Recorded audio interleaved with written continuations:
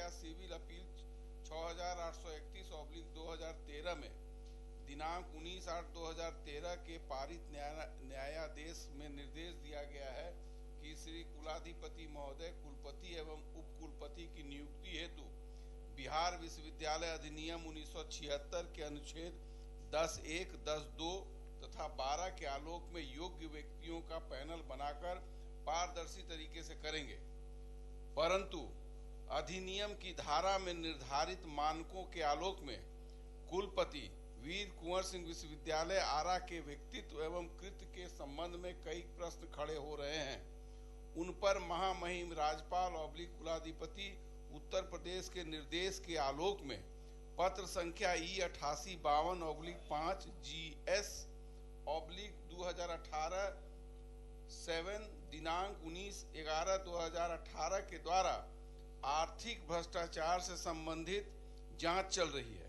इससे संबंधित कुल सचिव लखनऊ विश्वविद्यालय लखनऊ ने पत्रांक R/177 टीचिंग/2019 दिनांक 27/2/2019 के द्वारा विशेष कार्य पदाधिकारी स्थापना राज्यपाल सचिवालय राजभवन पटना बिहार को संसूचित कर दिया था। फिर भी इनकी नियुक्ति कुलपति के रूप में वीर कुंवर सिंह विश्वविद्यालय आरा में कर दी गई। पुनः कुल सचिव लखनऊ विश्वविद्यालय लखनऊ ने अपने पत्रांक संख्या J7498 टीचिंग/2020 दिनांक 18/5/2020 के द्वारा 12/3/2020 से इनके अवैतनिक असाधारण अवकाश को इनके विरुद्ध जांच प्रचलित होने के कारण स्थगित कर दिया गया। अवैतनिक असाधारण अवकाश स्वीकृत नहीं किए जाने की स्थिति में प्रोफेसर तिवारी को लखनऊ विश्वविद्यालय लखनऊ के अपने मूल पद पर शीघ्र योगदान करना चाहिए था, किंतु ऐसा नहीं करके अभी भी वीर कुंवर सिंह विश्वविद्यालय आरा के कुलपति पद पर बने हुए हैं। इससे एक वैधानिक संकट पैदा हो गया है। अवकाश की अवधि की समाप्ति के पश्चात कुलपति के रूप में इनके द्वारा किए गए कार्य विधि मान्य नहीं होंगे। यह कदम न सिर्फ विश्वविद्यालय अधिनियम का घोर उल्लंघन है, बल्कि वैधानिक दृष्टि से एक आपराधिक कृत्य है। महोदय, लखनऊ विश्वविद्यालय लखनऊ में आर्थिक भ्रष्टाचार से संबंधित जांच झेल रहे वर्तमान कुलपति वीर कुंवर सिंह विश्वविद्यालय प्रोफेसर तिवारी अपने भ्रष्ट आचरण का प्रदर्शन यहाँ भी कर रहे हैं। जैसे एक महामहिम राज्यपाल महामहिम सचिवालय के ज्वाइंट सेक्रेटरी के पत्रांक संख्या एस्टैब्लिशमेंट मिसलेनियस 26/15-343 GS/3 दिनांक 26/2/18 के द्वारा बिहार के सभी कुलपतियों को निर्देशित किया था कि विश्वविद्यालय में किसी भी तरह की खरीदारी बिहार फाइनेंशियल अमेंडमेंट रूल 2017 के अनुसार करनी है, परंतु डॉक्टर तिवारी ने इसका घोर उल्लंघन कर 8 लाख कॉपियों की खरीदारी की है। दूसरा, सरकार के निर्देश के विपरीत तृतीय श्रेणी के कर्मचारियों की बहाली और भुगतान आउटसोर्सिंग के माध्यम से किया जा रहा है। तीसरा, वीर कुंवर सिंह विश्वविद्यालय आरा के दिनांक 19/9/2020 को संपन्न हुए अभिसद की बैठक के विचारणीय विषय के क्रम संख्या 3 एवं क्रम संख्या 9 पर दर्ज कार्यवृत्त के साथ छेड़छाड़ कर अपने मनमाने तरीके से निर्णय लेकर इसे लागू कर दिया। इस पर दिनांक 4/1/2021 को संपन्न अभिसद के बैठक में 4 सदस्यों ने नोट ऑफ डिसेंट भी दिया है। अतः इस संबंध में सरकार से सदन में स्पष्ट वक्तव्य की मांग करता हूं। माननीय मंत्री महोदय, प्रश्नगत ध्यानाकर्षण में माननीय सदस्य ने कुलपति वीर कुंवर सिंह विश्वविद्यालय आरा की नियुक्ति, उनके क्रियाकलाप के संबंध में प्रश्न उठाए। महोदय, आसन और यह सदन अवगत है कि कुलपति की नियुक्ति नियंत्री और अनुशासनिक प्राधिकार कुलाधिपति और चांसलर यानी महामहिम होते हैं।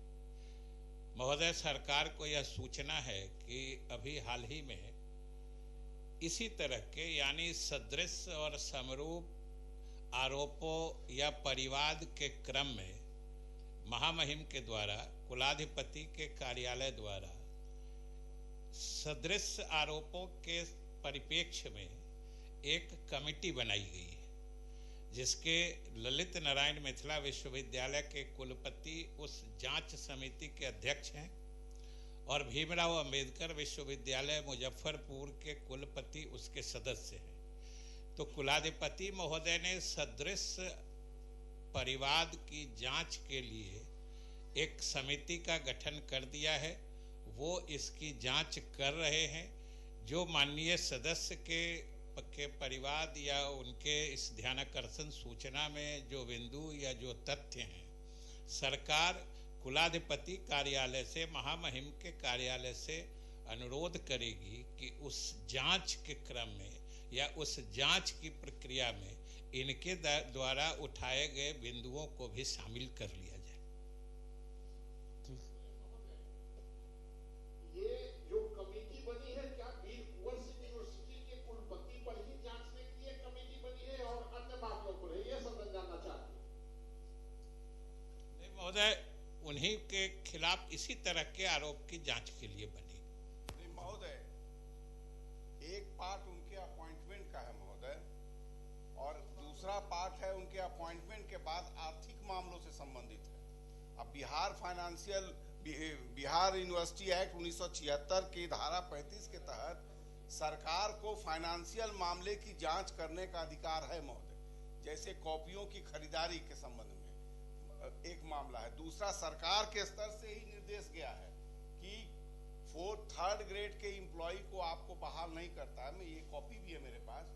ये 3rd ग्रेड के एम्प्लॉय को आपको बहाल नहीं करना है आउटसोर्सिंग के आधार पर, लेकिन वहाँ 3rd ग्रेड के एम्प्लॉय को भी आउटसोर्सिंग के आधार पर बहाल करके आउटसोर्सिंग के माध्यम से पैसा दिया जा रहा है। ये पूरी तरह से फाइनेंशियल इरेगुलरिटी है महोदय। तो इस आधार पर वो तो जांच कर ही सकती है ना। सरकार भी अपने स्तर से फाइनेंशियल मामले की जांच तो सरकार अपने स्तर से कर सकती है। इसलिए मैं कहना चाहता हूं कि महोदय कि सरकार फाइनेंशियल मामले की जांच के लिए कम से कम एक कमेटी बनाए।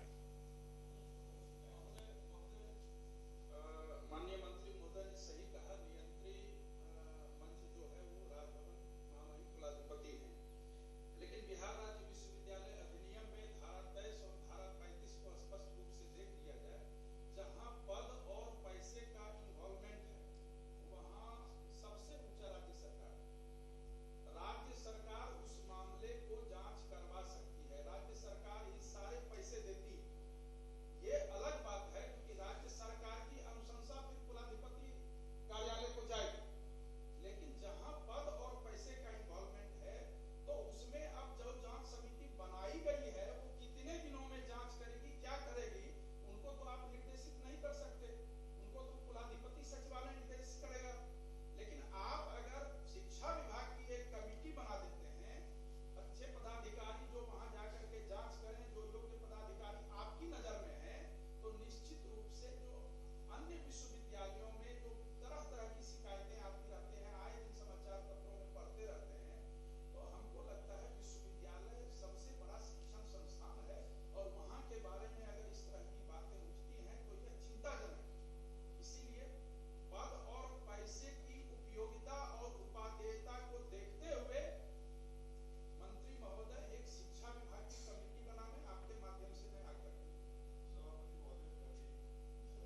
कहना चाहूंगा कि दो बिंदु हैं, कुलपति की नियुक्ति और वित्तीय अनियमितताएं और सरकार के द्वारा रोक लगाए जाने के बावजूद कुलपतियों के द्वारा नियुक्ति। यह दो मामले जो सरकार के अधीन है, सरकार सक्षम है। चूंकि सेक्शन 35 के तहत वित्तीय मामले में सरकार को पूर्ण अधिकार है, वित्त यही देती है, सरकार देती है। तो निश्चित रूप से विभागीय स्तर पर एक हाई लेवल कमेटी बनानी चाहिए, बड़े पदाधिकारी की कमेटी बनानी चाहिए कि वित्तीय अनियमितता, चूंकि विभाग का यह निर्देश है कि सिंडिकेट की बैठक में के बिना अनुमोदन के वित्तीय कोई भी मामले प्रत्याशा में खर्च नहीं किए जा सकते। और इसके बावजूद कुलपति ने मनमाने ढंग से वित्तीय अनियमितता कर रखी है। इसलिए जांच तो विभाग के द्वारा निश्चित रूप से हाई लेवल कमेटी बनाकर, बड़े पदाधिकारियों की कमेटी बनाकर नियुक्ति और वित्तीय अनियमितता की जांच कराए, यह मेरा आग्रह। सरकार फिर चिट्ठी क्यों लिखती है? सरकार तो चिट्ठी लिखी है, डायरेक्टर हायर एजुकेशन की चिट्ठी है विश्वविद्यालय, और उसका उल्लंघन हो रहा है। तो आखिर तो हम लोग सरकार से ही कहेंगे कि उस चिट्ठी का उल्लंघन विश्वविद्यालय कर रही है, बिहार फाइनेंशियल रूल का भी उल्लंघन कर रही है। तो हम किससे वो करेंगे निवेदन? चूंकि सरकार चिट्ठी भेज रही है, डायरेक्टर भी चिट्ठी भेज रहे हैं, सब जगह से फाइनेंस विभाग चिट्ठी भेज रही है, तो उसका नहीं अनुपालन करके वो जो है अपने मनमाने तरीके से खरीदारी कर रहे हैं, तो इसकी सूचना तो हम सरकार से देंगे और सरकार से ही जांच कराएंगे। फाइनेंशियल रूल में भी यही है, बहाली के मामले में भी सरकार के यहाँ से चिट्ठी गई है। और तीसरा एक और है मामला कि सिंडिकेट के प्रोसीडिंग्स के से छेड़छाड़। अब कोई विधान परिषद के प्रोसीडिंग के से छेड़छाड़ करे या सिंडिकेट के प्रोसीडिंग के साथ छेड़छाड़ करे, सीनेट के प्रोसीडिंग के से छेड़छाड़ करे, यह तो आपराधिक कृत्य है महोदय, और ये तो आपराधिक कृत्य है। इसलिए सरकार को इसमें संज्ञान लेना चाहिए और एक उच्च स्तरीय कमेटी बनाकर कम से कम फाइनेंशियल मामलों की जांच तो सरकार को करनी चाहिए, क्योंकि सरकार लगातार चिट्ठी भेज रही है। वीरेंद्र बाबू।